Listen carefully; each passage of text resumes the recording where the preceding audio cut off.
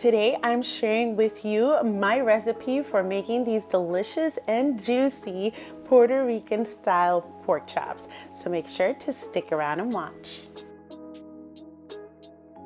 Jumping right into this recipe today, this particular recipe is for about 6 pork chops. And the very first thing I'm doing here is piercing my pork chops with a fork. I actually had these thawing in the microwave really quickly because I did have a batch of them frozen.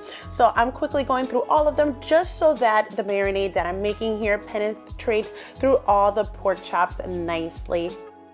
Now, the very first thing I'm going to be doing is adding some annatto oil.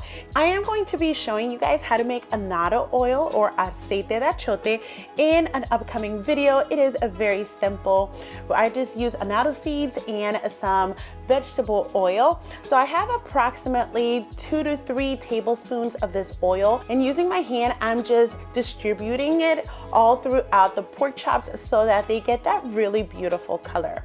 Then I have the juice of 1 lemon, and I'm going to go ahead and add it throughout all the pork chops as well. This is what's gonna give it that nice marinade, and it's just gonna allow all of the flavors to really soak through the pork chop.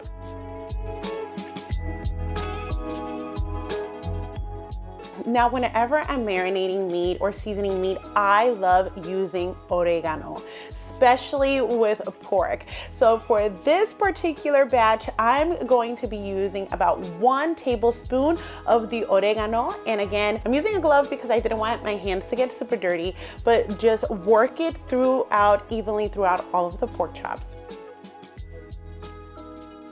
Finally, I am sprinkling in 1 tablespoon of adobo. Now, this is up to your preference.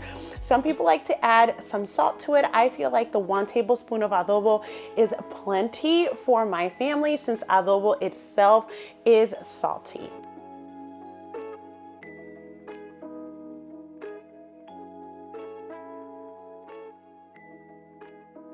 Once I'm done adding my marinade to my pork chops, I'm going to go ahead and cover my bowl up, and I'm going to let these marinate for about 30 minutes to an hour. However, you can put these marinated pork chops in the fridge the day before for super amazing flavor. I strongly recommend you let your meat marinate from the day before because it is gonna come out so delicious.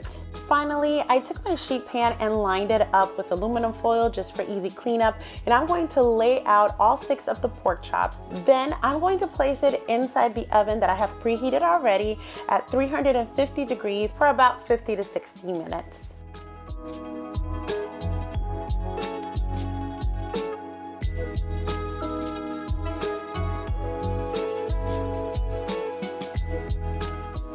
Now, 30 minutes into the baking process, I simply open the oven, pull out the rack, flip the pork chops over, put them back in, and let them cook for the additional 30 minutes.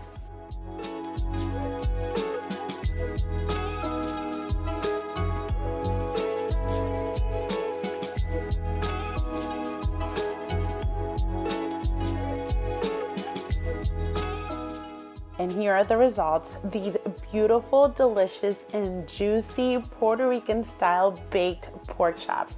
Now, I'm serving these in my home with some white rice and black beans. Make sure to check out these next 2 videos for those recipes. Thank you so much for watching, and I will see you next time. Bye.